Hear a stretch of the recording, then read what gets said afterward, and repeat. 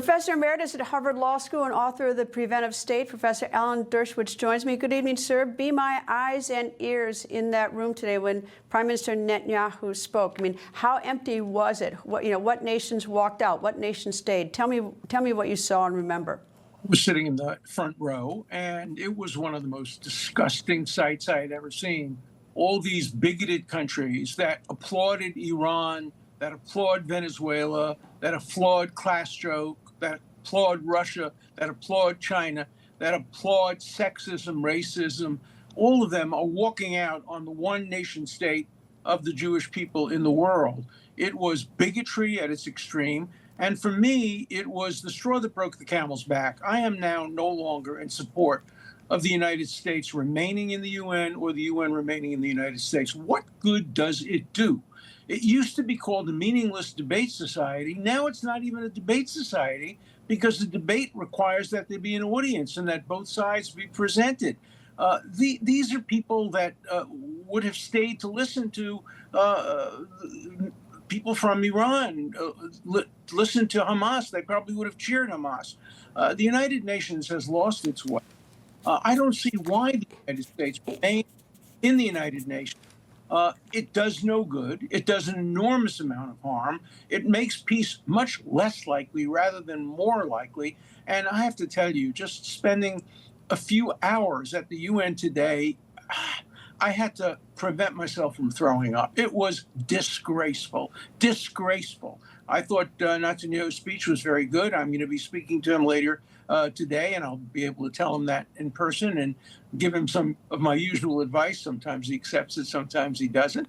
I'm hopeful that President Trump will make an arrangement on Monday that sounds to me like it's potentially plausible. My understanding is that it would end the war, all the hostages would be returned immediately, and then there'd be a gradual pullout of Israeli troops. I think that's something that some of the Arab states seem to already have agreed to with Trump. And it sounds to me like it's something that at least could be seriously considered by Netanyahu. But believe me, peace will never come through the United Nations. Nothing good will come from the United Nations. Nothing good.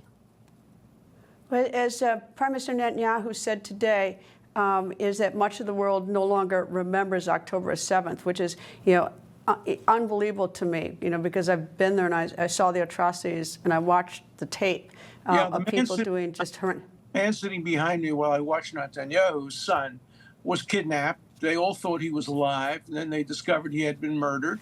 So the people who were in the audience remember October 7th. But as Netanyahu said, October 7th for Israel would be as if 40,000 Americans had been killed on 9/11 and women raped and children beheaded.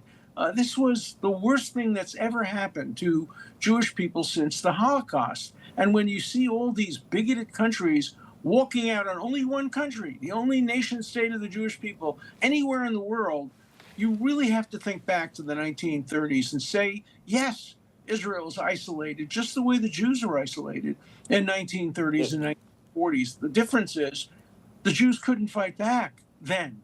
Now, fortunately, there is an army, a very strong army that has destroyed much of Hamas, much of Hezbollah, much of the Iranian nuclear facilities. If only that army had existed in the 1930s and 1940s, we wouldn't have seen the Holocaust. What he said today, I thought was important. I mean, none of us wants to see anyone starve to death. I mean, the Palestinians. I don't want to watch anyone starve to death, and I don't believe Netanyahu does either.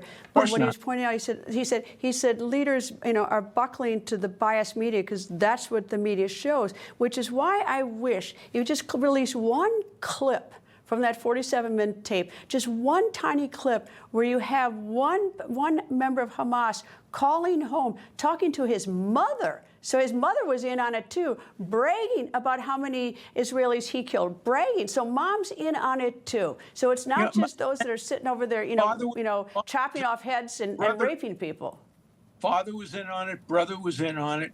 I have a new book coming out entitled Jewish Blood is No Longer Cheap, where I have the exact quote from that family. Fortunately, the young man who actually killed 10 Jews with his bare hands was killed in a recent attack. People think news just happens. It doesn't. It happens because there's someone there to capture the moment, to explain it and share it. That's my job. I go where news breaks and give you the facts. Join me for The Record on Newsmax.